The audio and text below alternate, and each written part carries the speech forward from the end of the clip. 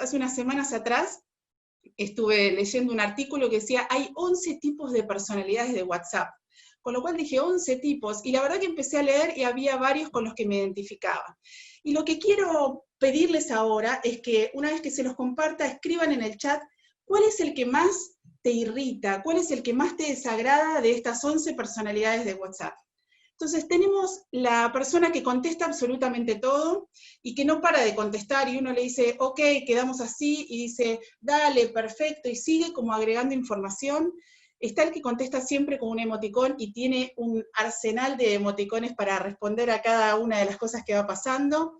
Hay otros que siempre tienen fotos y videos graciosos. Hay otros que mandan audios y a veces esos audios son eternos.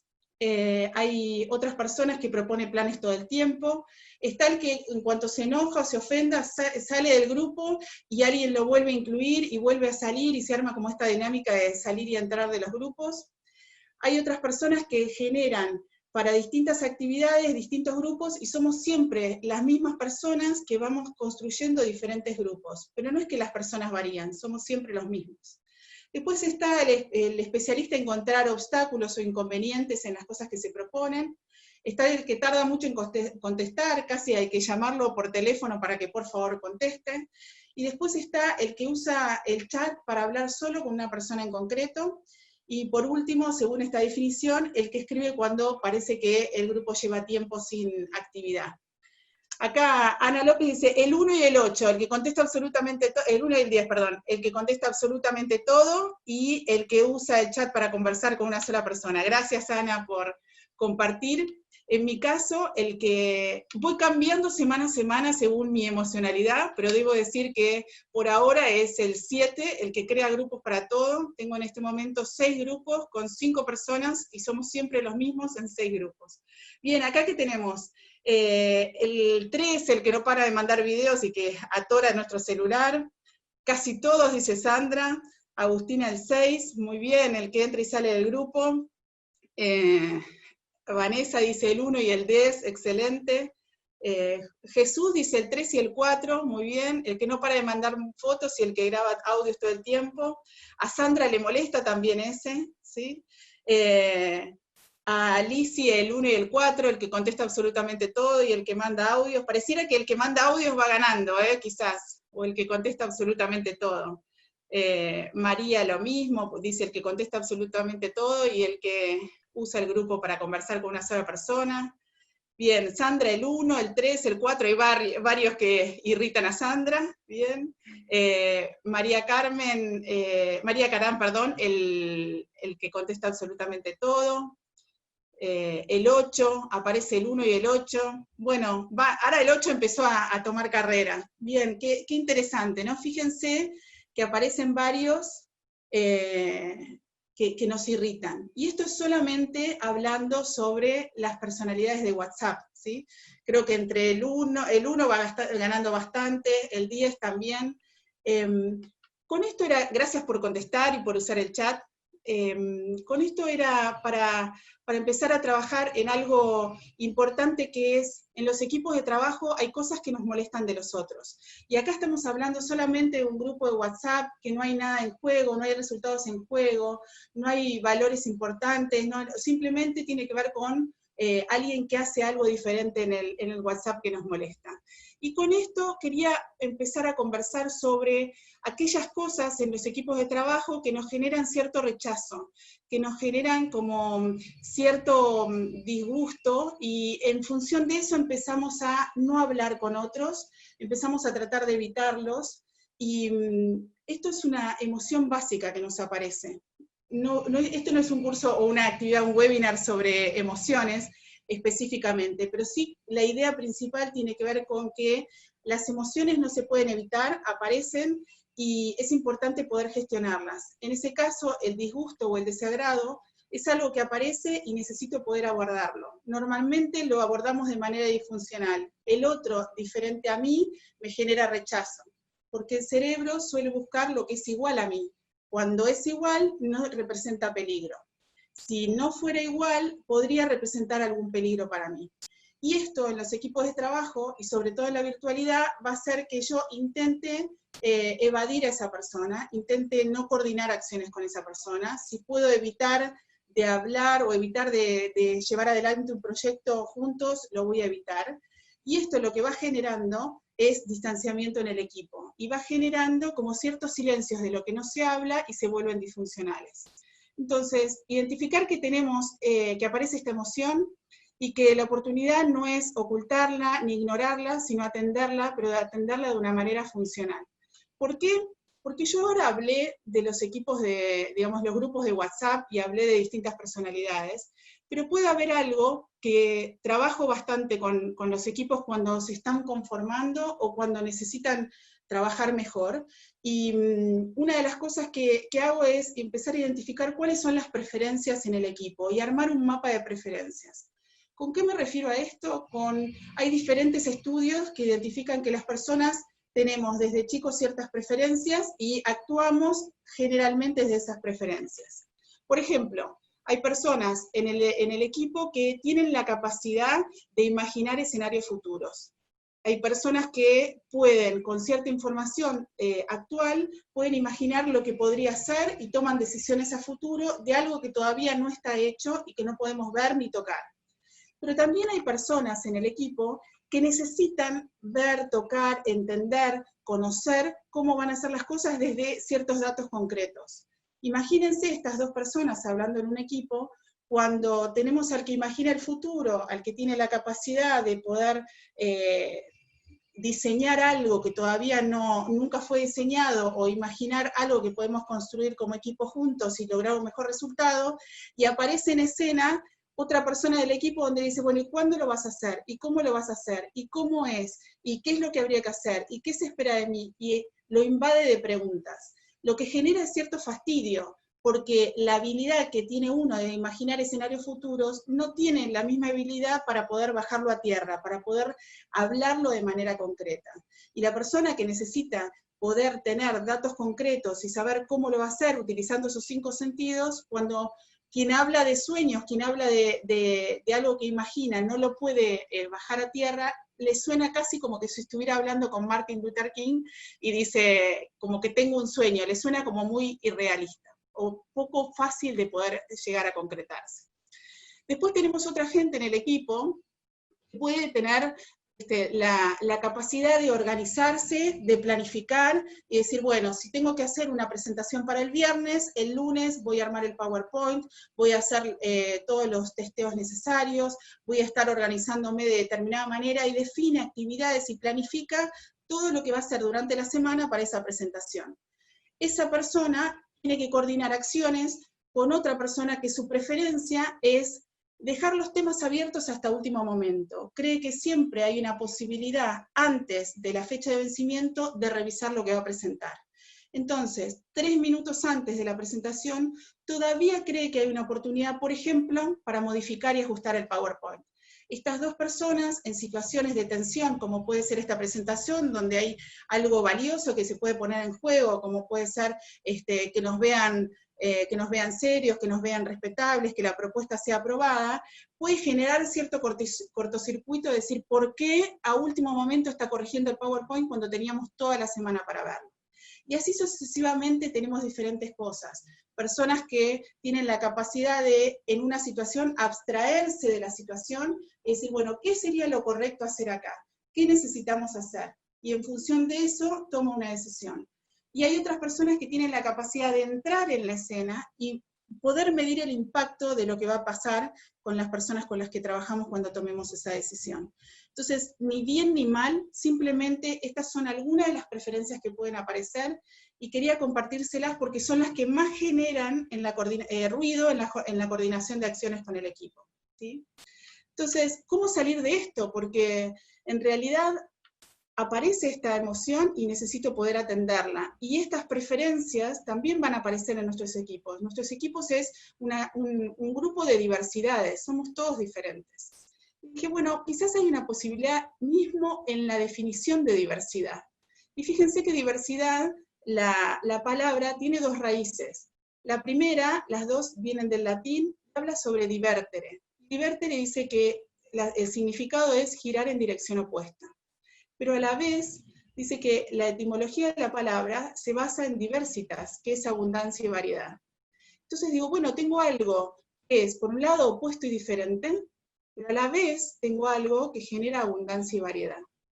Fíjense la importancia y la oportunidad que tengo acá de encontrar en el opuesto, en el diferente, abundancia y variedad. Ahora, esto no surge fácilmente, sino que es algo que tengo que registrar y empezar a trabajarlo. Yo puedo encontrar en lo diferente, en lo opuesto, como puede ser en la diversidad generacional, una oportunidad y abundancia, aunque al principio pareciera que no. También puedo encontrar abundancia y variedad en las preferencias de las personas cuando trabajamos juntos. Y también puedo encontrar abundancia y variedad cuando hablo de diversidad de género, cuando hablo de diversidades culturales, porque hay una oportunidad de trabajar con otros países, con otras regiones, y eso genera a veces algunos choques o algunos cortocircuitos culturales. Entonces, fíjense toda la abundancia que tenemos disponible para nuestros equipos. Ahora, ¿cómo hacer? Porque yo lo que mencionaba es, yo necesito atender y gestionar esa emoción, no ignorarla. Y hay una técnica que nos enseñaron cuando éramos chicos, al cruzar una avenida o al cruzar una calle, que decía, bueno, antes de cruzar, ¿qué había que hacer? Lo primero que había que hacer era parar, mirar, antes de cruzar, asegurarme que era seguro, y después avanzar. Esto es lo mismo, esta técnica es la que se usa también al momento de registrar las emociones. Yo puedo parar y decir, ¿qué es lo que me está pasando? ¿Por qué estoy evitando a esta persona? ¿Qué es lo que me molesta en cada reunión cuando hablo de escenarios futuros y hay alguien que pareciera que, o siento que va en contra de mi propuesta del escenario futuro?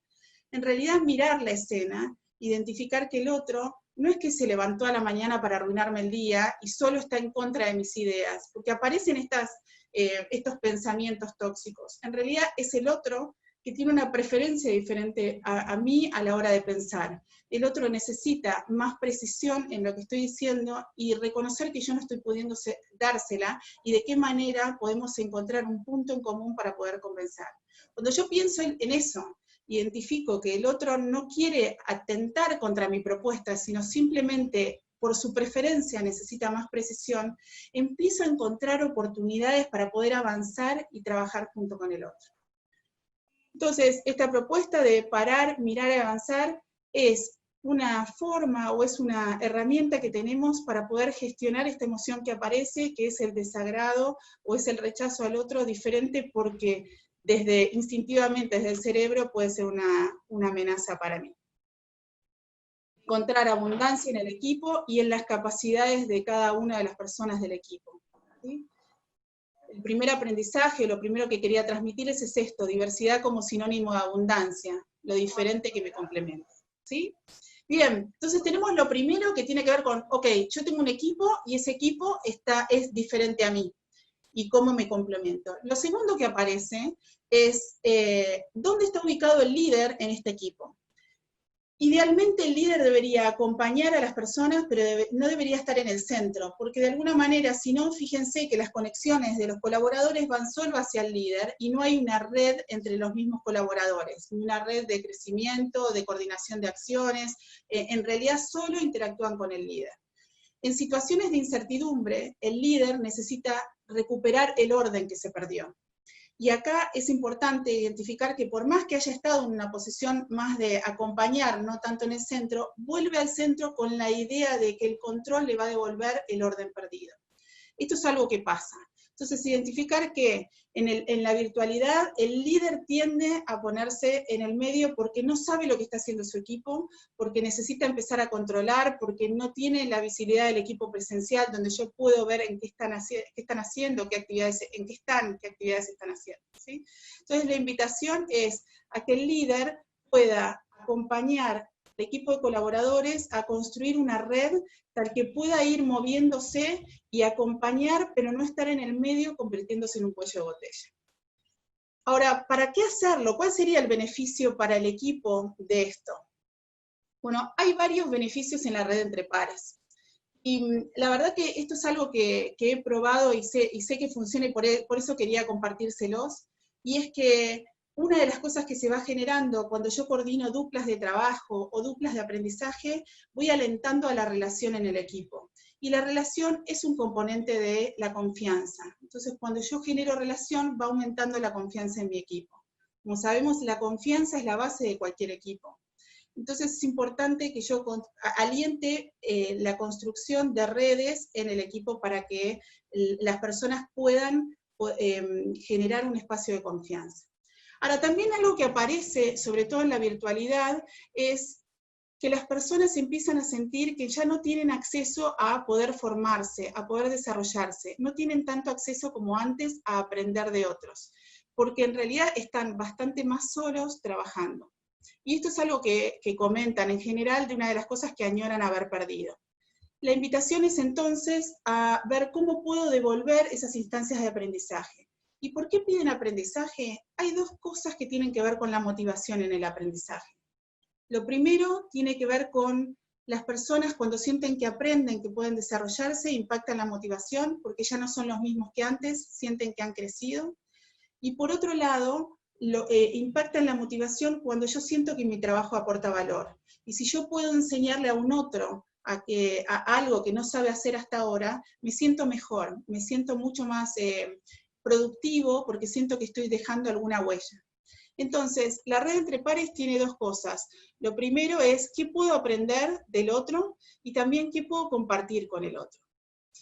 Les decía que esto yo de alguna manera lo probé y dio resultado, y quería compartirles a modo de ejemplo qué es lo que generó una actividad que llevé adelante. En algún momento yo tenía a cargo 14 oficinas ubicadas en 5 países. Imagínense que eso era un desafío porque trabajaba con todos desde la virtualidad, y algo que empezó a pasar en algún momento es que no había presupuesto para la capacitación que existía en ese momento, que es, tenía que trasladar a todas las personas a un mismo sitio para poder formarlas. Y la gente empezó a decir que no tenía posibilidad de poder formarse, y era algo que extrañaba. Entonces lo que hicimos con los gerentes fue construir unas planillas de formación donde identificamos primero las competencias o los puntos de aprendizaje, y también chequeamos con las personas que iban a participar de ese proceso si habría algo más. Como segunda instancia, lo que hicimos fue, cada gerente identificó de cada colaborador qué aspectos creía que era una fortaleza, en este caso están marcados en celeste, y qué aspectos creían que era algo para desarrollar.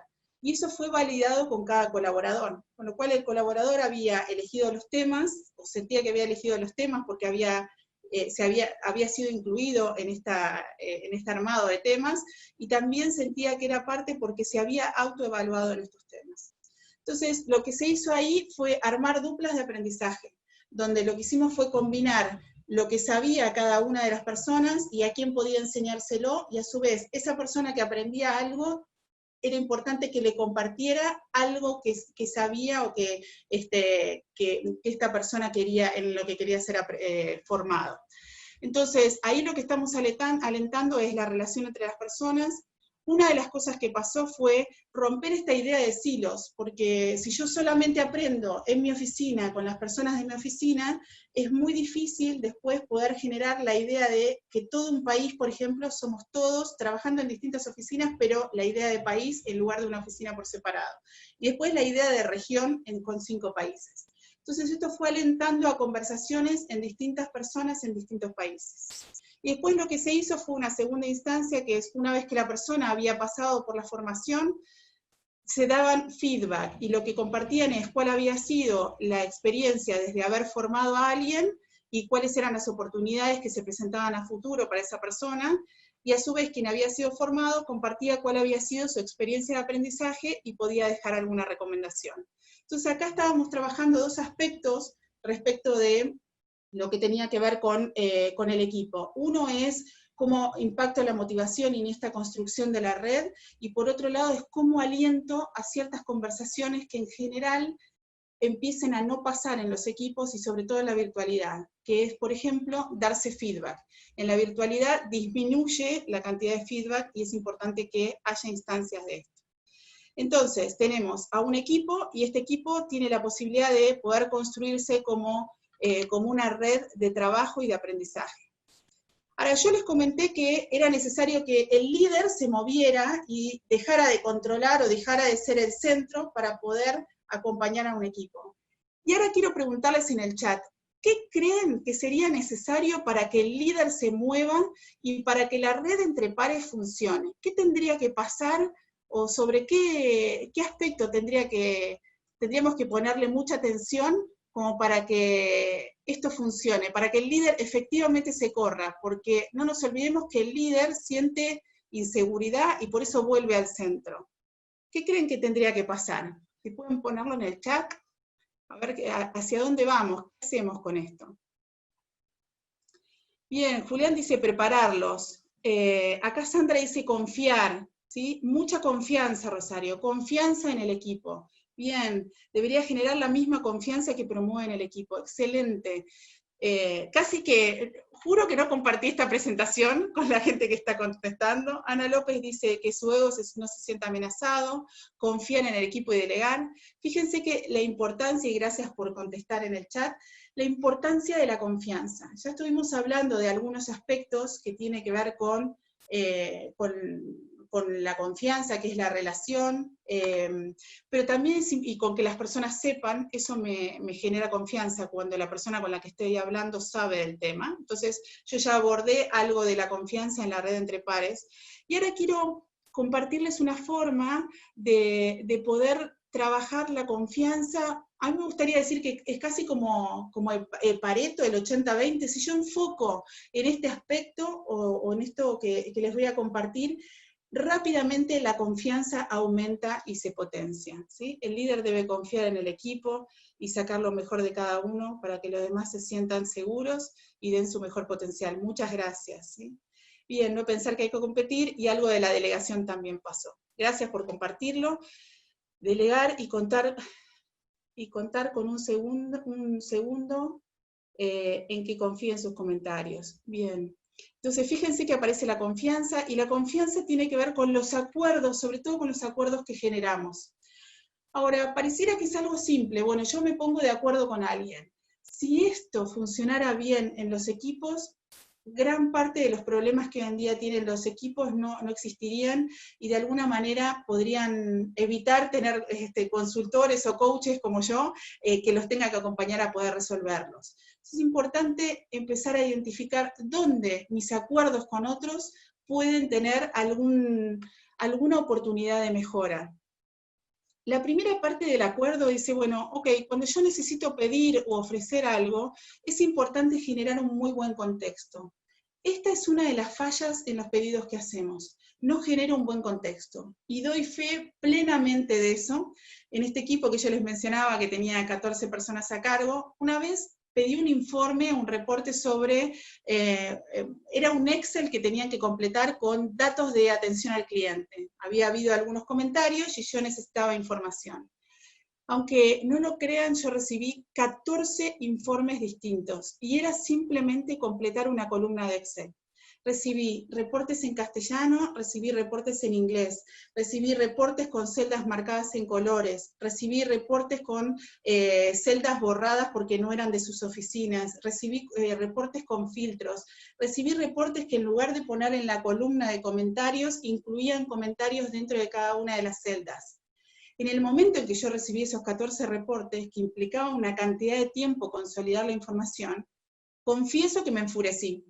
Y en realidad es importante registrar que yo no generé un buen contexto. Por suerte en ese momento estaba estudiando la maestría en coaching y cambio organizacional, y dije, bueno, ¿qué puedo hacer yo o en qué contribuí para recibir 14 informes distintos? Digo, yo no generé un buen contexto. No di la explicación de qué quería, cómo quería, para qué lo quería, la fecha de vencimiento que tenía, si había algún requisito en especial que quisiera que tomaran atención. No di un buen contexto. Entonces yo ahí no podía hacer un reclamo efectivo, solo podía quejarme de gente que no había cumplido con lo que yo quería. Ahora, cuando uno hace un pedido, es importante que haya otra parte, y es que el otro me diga que sí. Puede ser que en algunos temas rápidamente la gente, o sea, que ya tengamos un acuerdo que cuando yo envío un mail, la gente va a responder, y eso está bien, pero en general, una de las cosas que pasa es que No solamente que no soy específico en lo que pido, sino que cuando lo pido no le doy la chance al otro a que me diga que sí. Intuyo que me va a decir que sí, pero no hubo un acuerdo. ¿Por qué? Porque hay veces que el otro no puede cumplir exactamente con lo que yo le pido. Y es importante que haya este espacio de negociación, donde el otro puede decirme que sí, puede decirme que no, y tengo que soportar ese no, y si no puede decirme que no así.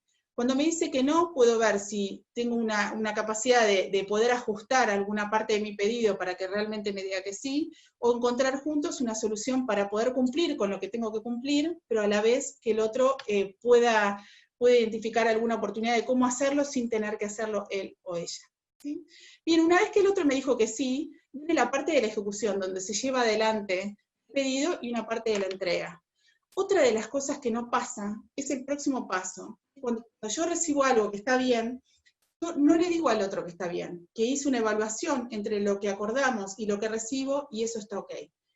¿Y por qué es importante? Porque eso es lo que me permite cerrar el ciclo de la promesa. Esta es una mirada de Rafael Echeverría, es un filósofo chileno que construyó digamos, este ciclo de acuerdos, y es importante que se cumpla por completo, porque cada vez que yo le pongo el tilde y digo, esto se dio, y esto se cumplió también, yo voy aumentando la confianza con la otra persona. Y esto es algo que si no se construye bien o si no se lleva adelante, puede generar ciertos conflictos. Para eso quería compartirles, hay un video de a ver cómo se van generando ciertos malos entendidos. De este video después les voy a preguntar 3 cosas. Lo primero que les voy a preguntar es qué capacidad de diálogo hubo entre las personas. Lo segundo que les voy a preguntar es cuánto pensamiento interno hubo. Y lo tercero es qué resultados se alcanzaron. Bien, vamos a verlo.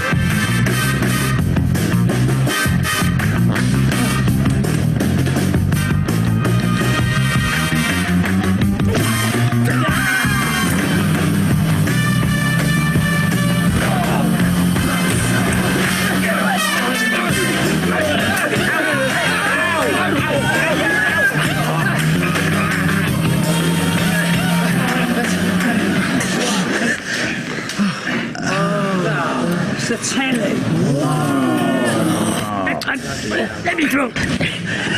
Double pepperoni? Keep the change. Touch me, I kill you, man.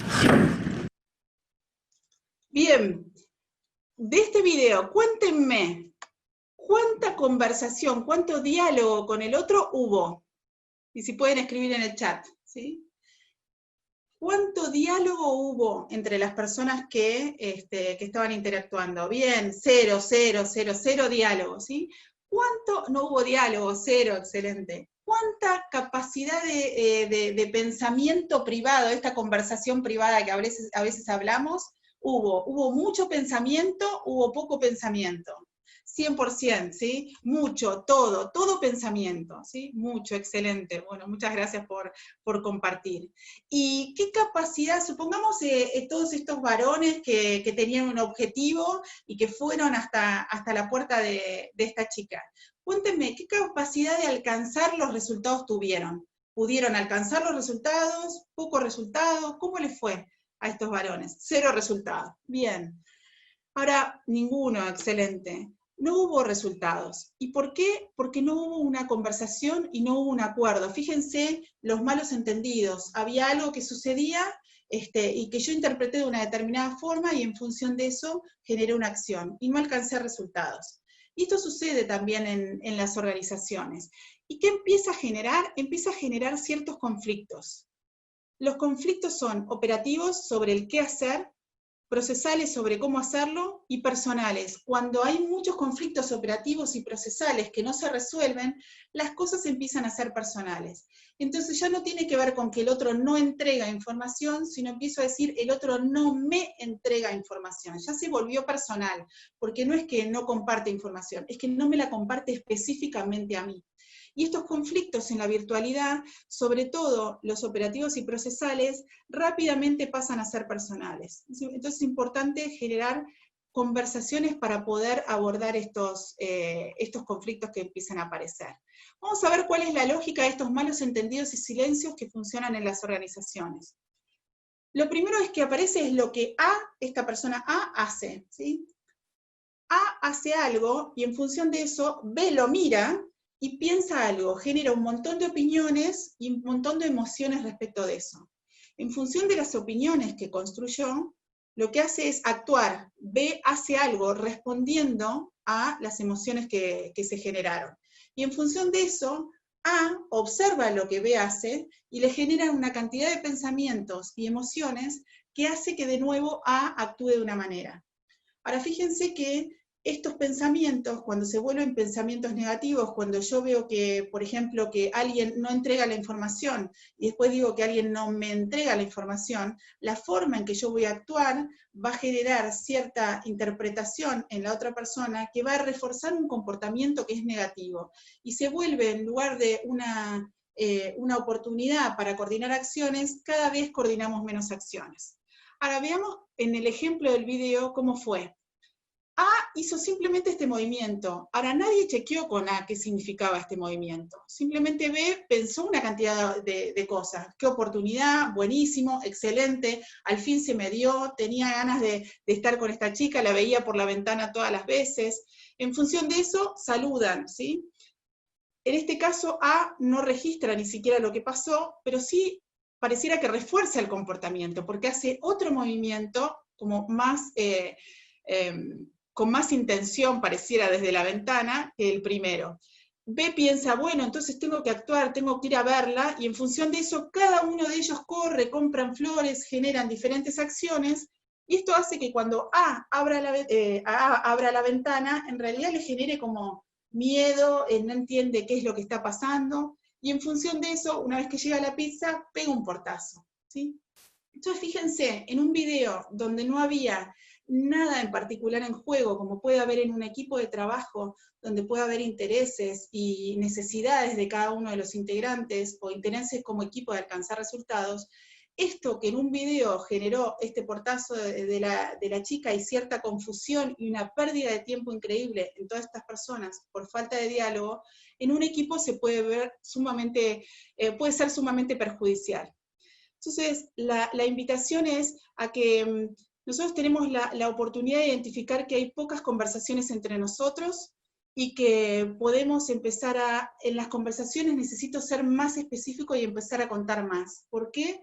Porque de lo que contamos tenemos mucho más pensamiento de las palabras que decimos y de las conversaciones que mantenemos.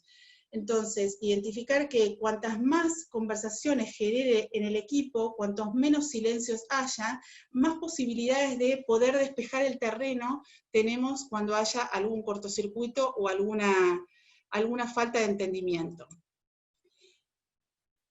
Lo importante es que ante una determinada situación, siempre, siempre, siempre estamos interpretando, y eso, si le sumamos silencio porque hay un silencio de toxicidad, es decir, prefiero no hablar porque eso va a generar conflicto, o los silencios que se abren o se generan en la virtualidad, eso baja la efectividad del equipo, baja el nivel de confianza y produce una poca capacidad de resolver los conflictos que tenemos. Por eso es tan importante generar espacios de diálogo, generar espacios de confianza para poder desarticular los conflictos que se pudieron haber generado, porque no generamos buenos acuerdos, porque no conversamos con los otros y le contamos qué expectativa teníamos, por qué era importante para nosotros que alguien cumpliera con cierta fecha, o por qué es importante para mí recibir la información que no estoy recibiendo del otro, porque el otro puede ser que no tenga conciencia de que esa información es vital e importante para mí. ¿Sí? Entonces, la invitación es a no generar como este dibujo de Tute. Tute es un dibujante argentino que tiene la capacidad de resumir en imágenes con pocas palabras y mucho impacto. Y habla de este matrimonio que está debajo de esta alfombra llena de basura y de polvo, y dice, tenemos que hablar. Y la verdad que cuando miramos esta imagen, este matrimonio, al menos para mí, está más cerca del divorcio que de una segunda luna de miel. Y tiene que ver con todo este terreno que se fue ensuciando, que fuimos poniendo basura y fuimos poniendo como ciertos elementos que no fuimos conversando a tiempo y no fuimos despejando. Y la invitación es a poder generar conversaciones. ¿Qué conversaciones sería importante que se usaran en el equipo? Al menos estas tres. Primero, las conversaciones uno a uno, estas para despejar el terreno, cuando le cuento al otro el impacto que tiene, cuando no recibo información, lo que me pasa con eso, ¿sí? Esta conversación de la cama matrimonial de Tute. Lo otro es construir buenos acuerdos de equipo, donde me permite entender cómo vamos a trabajar juntos. Y lo tercero tiene que ver con feedback de equipo, darnos instancias donde nos damos feedback sobre algún proyecto, cómo funcionamos como equipo en ese proyecto, dejar de lado la tarea en sí, sino hablar de nuestra dinámica, cómo podemos trabajar mejor juntos, qué fue apareciendo que me di cuenta que no estaba sirviendo de los acuerdos que teníamos. Y esto quería compartirles como cierre, una experiencia que en realidad disfruto todos los años, espero este año se dé cuando podamos salir del aislamiento, y tiene que ver con acompañar a equipos a hacer un día de actividad de remo. Es una actividad que son equipos de trabajo que se suben arriba de un bote, no tienen idea de cómo remar, y la actividad dura desde las 9 de la mañana hasta las 4 de la tarde. Durante esas horas el equipo está remando, hay tiempos de descanso, pero el equipo está remando. Este es el primer momento del equipo. Es un equipo que, fíjense, cada uno está mirando para un lado distinto, los palos del remo, cada uno está en una posición distinta. Está el que está súper alto, está el que está tocando el agua, hay algunos que están en el medio. Así empiezan. A través de conversaciones durante toda la actividad y hasta las 4 de la tarde, lo que voy acompañando como coach es a que puedan conversar qué es lo que esperan del equipo, qué necesitan de este equipo para poder funcionar mejor, se dan feedback en cada una de las actividades y desafíos que van teniendo durante el día, y fíjense lo que se logra a las 4 de la tarde. El equipo está todo concentrado y mirando hacia un mismo punto, está mirando hacia adelante, están pensando específicamente y prestando la atención a lo que está haciendo el otro. Todos los palos del bote están, o sea, todos los remos están yendo en la misma posición. Se logra una energía a la vuelta, cuando regresamos al punto de encuentro a las 4 de la tarde, que realmente es emocionante. ¿Qué hubo de diferente entre la primera foto y la última foto? Fueron solo conversaciones. Ninguna de estas personas aprendió en esas horas técnicas de remo, solo aprendió a conversar con su equipo y a coordinar mejores acciones. Bien, muchas gracias por este tiempo, y no sé si, Jessica, tenemos algunas preguntas como para poder avanzar en esto. Lo que quería como reforzar los aprendizajes es, lo primero tenía que ver con la diversidad como sinónimo de abundancia, y para eso acuérdense de esta herramienta de parar, mirar y avanzar. Lo segundo tiene que ver con crear la red entre pares y una propuesta de cómo poder hacerlo. Lo tercero es la importancia de poder generar confianza para que el líder pueda moverse del lugar y también para poder construir la red entre pares, y para eso generar buenos acuerdos. Luego, los malos entendidos que aparecen y los silencios que tienen que ver con una cantidad de opiniones que formamos y de pensamientos, y que tenemos la oportunidad de poder conversar para poder disminuir la cantidad de silencios y la cantidad de conflictos que hay entre nosotros. Bien. Pues muchas gracias, Marina, por todos esos casos prácticos, por todas esas reflexiones que nos has planteado.